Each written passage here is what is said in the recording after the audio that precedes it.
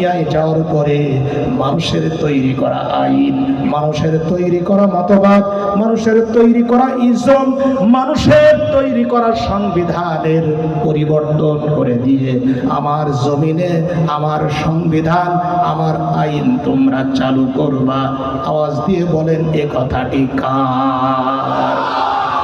আল্লাহ পাক নবীদেরকে বললেন দুনিয়ায় যাওয়ার পর মানুষের তৈরি করা ইজম, মানুষের তৈরি করা আইন, মানুষের তৈরি করা মতবাদ এর মূলোৎপাটন করে দিয়ে আমার জমিনে আমার বিধান, আমার আইন, আমার সংবিধান তোমরা চালু করবা।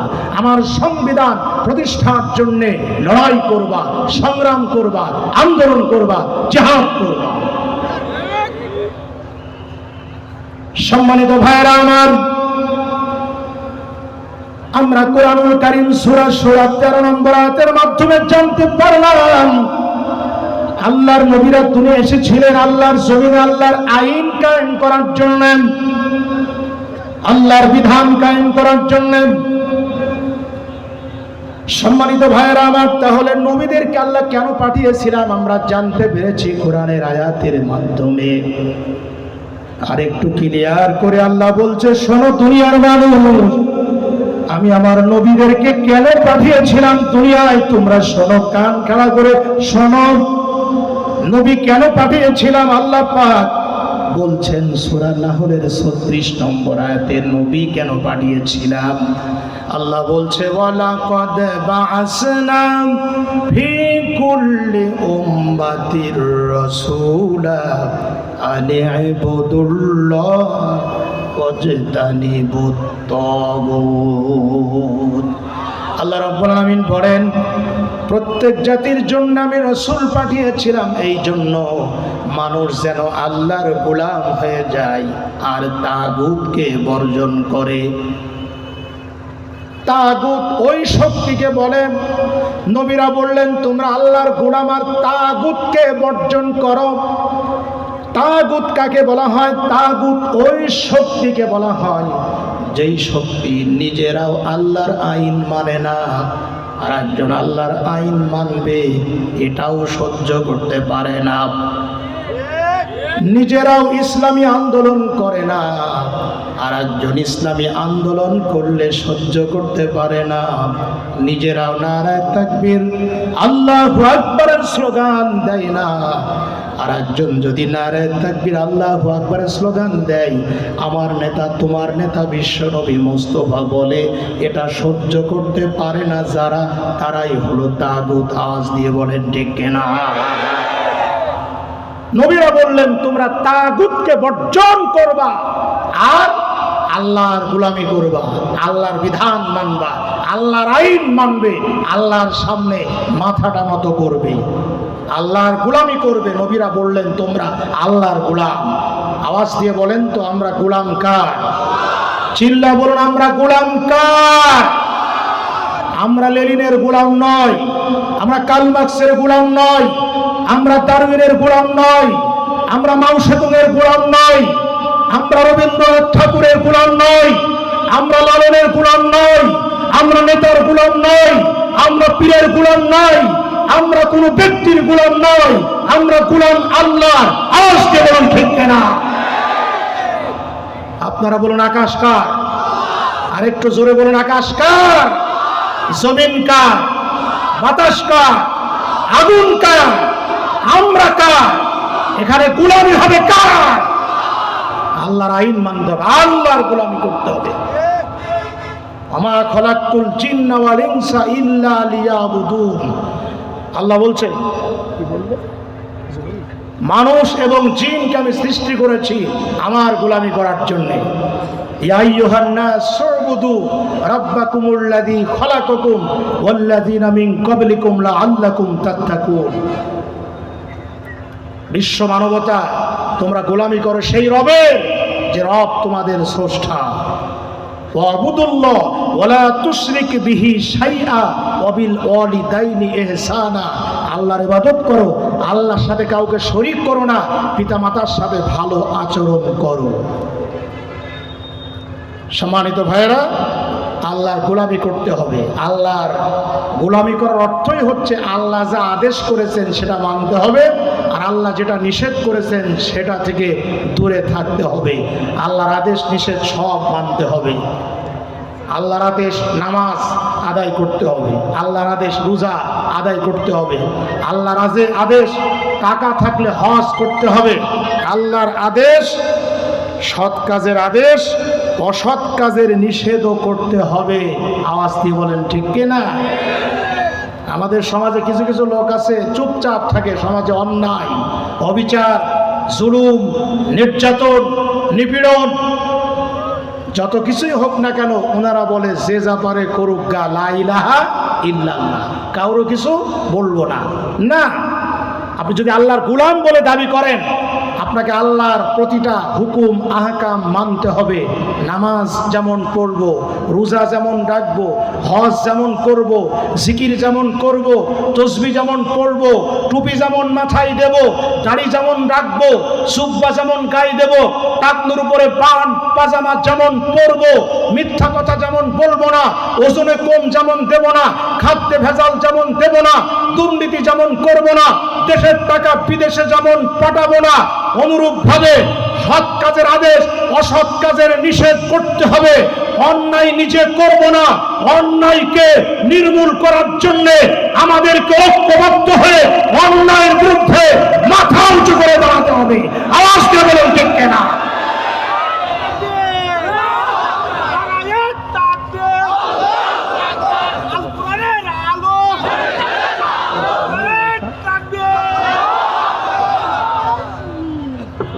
সম্মানিত ভাইয়েরা, আওয়াজ দিয়ে বলেন তাহলে আমাদেরকে অন্যায়ের বিরুদ্ধে কথা বলার দরকার আছে কি নাই? জালেমদের বিরুদ্ধে কথা বলার দরকার আছে কি নাই? সম্মানিত ভাইয়েরা, আমরা এই মুহূর্তে আপনাদের স্মরণ করিয়ে দিচ্ছি, আমাদের পার্শ্ববর্তী রাষ্ট্রের নাম হচ্ছে ভারত। এই ভারতের দাদা বাবুরা বাংলাদেশের, আপনারা সকলেই কেমন আছেন? জি আলহামদুলিল্লাহ। আলহামদুলিল্লাহ নাহমাদুহু ওয়া নাস্তাঈনুহু ওয়া নাস্তাগফিরুহু ওয়া নাউযু বিল্লাহি মিন শুরুরি আনফুসিনা ওয়া মিন সাইয়্যাতি আ'মালিনা। من يهد الله فلا مضل له ومن يضلل فلا هادي له. فقد قال الله تعالى في كلامه المجيد وفرقانه الحميد. প্রাণ খুলে মহব্বতে সকলেই পড়ুন আউযু বিল্লাহি মিনাশ শাইতানির রাজীম. বিসমিল্লাহির রহমানির রহিম. شرع لكم من الدين ما وصى به نوحا والذي أوحينا إليك وما وصينا به إبراهيم وموسى وعيسى أن أقيموا الدين ولا تتفرقوا فيه إن الله وملائكته يصلون على النبي يا أيها الذين آمنوا صلوا عليه وسلموا تسليما. اللهم صل على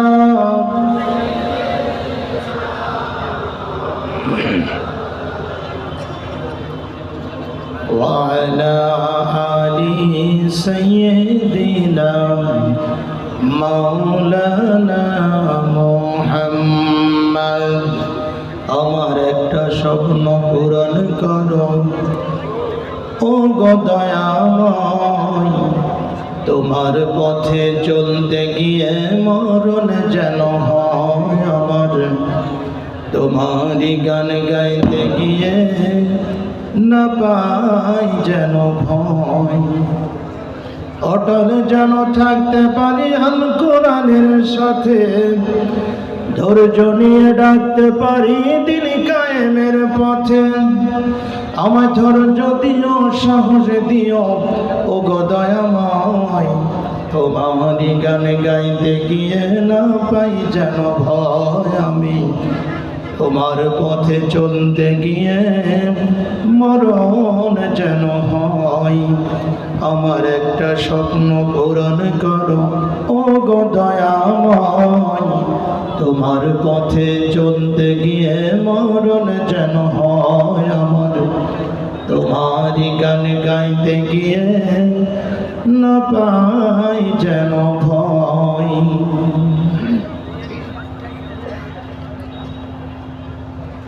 চুয়াডাঙ্গা সদর থানার ঐতিহ্যবাহী জামিয়া কোরআনিয়া বালক বালিকা কওমি মাদ্রাসার উদ্যোগে তাফসিরুল কোরআন মাহফিল,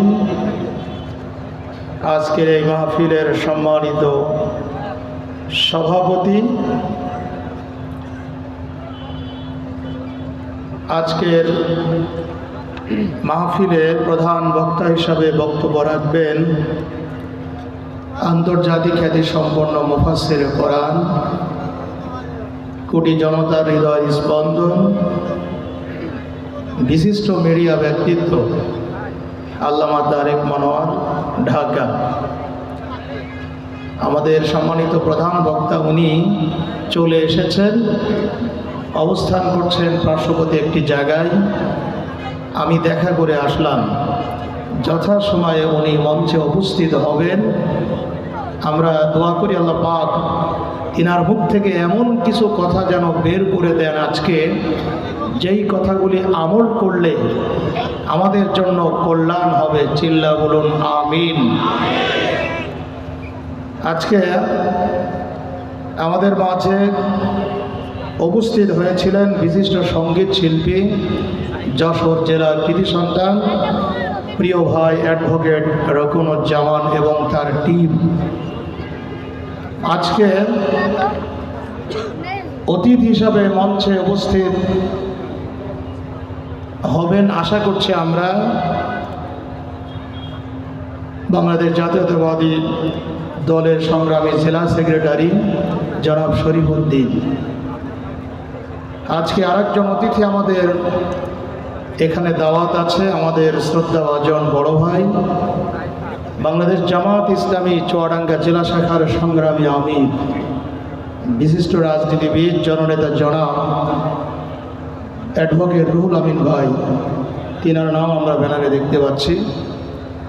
অন্যান্য অতিথিবৃন্দ, সামনে বসা সর্বস্তরের তৌহিদি জনতা, অবস্থানরত পর্দার আড়ালের মা এবং বোনেরা, আমি আপনাদের সকলকে আন্তরিকভাবে আরেকবার সালাম জানাচ্ছি। আসসালামু আলাইকুম ওয়া রাহমাতুল্লাহি ওয়া বারাকাতুহু। আমরা আল্লাহর দরবারে শুকরগুজার হচ্ছি, সকলেই বলছি আলহামদুলিল্লাহ। আলহামদুলিল্লাহ একটু জোরে বললে কি আপনাদের কষ্ট হবে? আলহামদুলিল্লাহর আওয়াজ যত দূর যাবে তত দূরের সকল প্রাণী কিয়ামতের ময়দানে আল্লাহকে বলবো, আল্লাহ তোমার অমুক বান্দা তোমার প্রশংসা করেছিল, আমরা সাক্ষী আছি। আল্লাহ হয়তো ওই ওসিলায় আমাদেরকে মাফ করে দিতেও পারেন। এজন্য বখিলতা না করে, চুপ না থেকে যুবকদের মতো চিৎকার দিয়ে বলুন আলহামদুলিল্লাহ। সকলেই বলুন রব্বানা লাকাল হামদ হামদান কাসীরান তাইয়্যিবান মুবারাকান ফীহি। আমরা দরুদ ও সালাম পেশ করছি সৈয়দুল মুরসালিন, নবী মুকাররম জনাবে মুহাম্মদুর রাসূলুল্লাহর প্রতি সকলেই বলছি সাল্লাল্লাহু আলাইহি ওয়াসাল্লাম। সম্মানিত সুধী মণ্ডলী, আমি আপনাদের সামনে কোরআনুল কারীম থেকে সূরা শূরা 13 নম্বর আয়াতের একটু অংশ তেলাওয়াত করেছি। আল্লাহর কাছে আমরা তৌফিক কামনা করছি, ওগো আমাদের আল্লাহ, আমরা যেখান থেকে তেলাওয়াত করেছি সেখান থেকে আমাদেরকে কিছু কথা বলার, বোঝার, আমল করার তৌফিক তুমি দান করো। চিল্লা বলুন আমিন। সম্মানিত ভাইয়েরা, আমরা দেখতে পেলাম প্যান্ডেলে যতগুলি মানুষ আপনারা আছেন তার থেকে রাস্তায় এবং দোকানে মেলায় 3 গুণ লোক আপনারা আছেন আমরা দেখেছি। আমরা অনুরোধ করছি রাস্তায়, দোকানে, বাজারে ভিড় না করে আল্লাহর কোরআনের মাহফিলে সকলে চলে আসুন। কোরআন হলো মৌসাক, মৌসাক থেকে মধু আহরণ করুন। চিল্লা বলুন ঠিক না?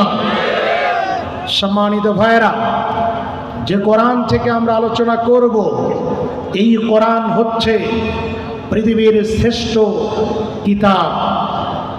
এই কিতাব হচ্ছে জ্ঞান বিজ্ঞানের উৎস। এই কোরআন হচ্ছে সর্বকালের, সর্বযুগের সর্বশ্রেষ্ঠ কিতাব। এই কোরআনে কারীম এমন একটি কিতাব, জিনদের সামনে যখন কোরআন তেলাওয়াত হতো, জিনেরা এ কথা বলতো, ইন্না সামি'না কুরআনান আজাবা, আমরা একটি আশ্চর্য ধরনের কোরআন শুনেছি। সুবহানাল্লাহ বলেন। এই কোরআন আল্লাহ পাক কেন দিলেন? গোটা জাতির জন্যে, গোটা বিশ্ববাসীর জন্যে আল্লাহ পাক কোরআন কেন দিলেন? না দিলেও তো পারতেন। কোরআনের জন্য দিয়েছেন। আপনারা জানেন, মরুভূমির ভিতরে মানুষেরা চলতে গিয়ে যাতে করে পথ ভুলে না যায়, সেজন্য আল্লাহ পাক মরুভূমির ভিতরে অসংখ্য নিশানা তৈরি করে রেখেছেন। পাহাড়ের উপর দিয়ে মানুষেরা চলতে গিয়ে যাতে করে পানির অভাবে মানুষেরা মরে না যায়, সেজন্য আল্লাহ পাক ওই পাহাড়ের গায়ে গায়ে পানির ঝর্ণা ধারা তৈরি করে রেখেছেন। সমুদ্রের ভিতরে মানুষেরা চলতে গিয়ে যাতে করে নাবিকেরা, সমুদ্রের ভিতরে নাবিকেরা চলতে গিয়ে যাতে করে পথ ভুলে না যায়, সেজন্য আল্লাহ পাক আকাশে তারকা তৈরি করে রেখেছেন।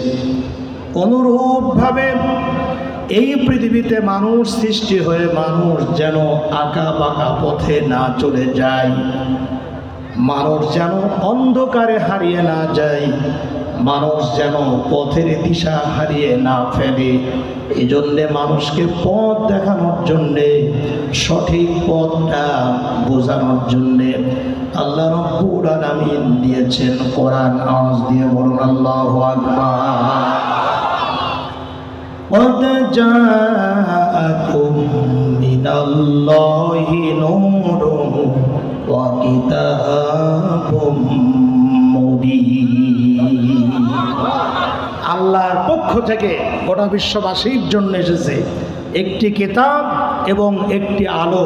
কিতাব হলো কোরআন, আলো হলো মুহাম্মদুর রাসূলুল্লাহ সাল্লাল্লাহু আলাইহি ওয়াসাল্লাম। প্রিয় ভাইয়েরা আমার, তাহলে কিতাব আসলো, কোরআন আসলো মানুষকে পথ দেখানোর জন্যে, সঠিক পথের দিশা দেওয়ার জন্যে, অন্ধকার থেকে মানুষকে তুলে আলোর পথ দেখানোর জন্যে। আমরা সেই কোরআনুল কারীম থেকেই পথের দিশা নেব, হেদায়েত গ্রহণ করব। আওয়াজ দিয়ে বলুন ঠিক কিনা? প্রিয় ভাইয়েরা আমার, সেই কোরআনুল কারীম থেকে আমরা সূরা শূরার 13 নম্বর আয়াতে কারিমা পড়েছি। আমরা তেলাওয়াত করছি, আলোচনা শুরু করছি। আমার সাথে পড়ো না।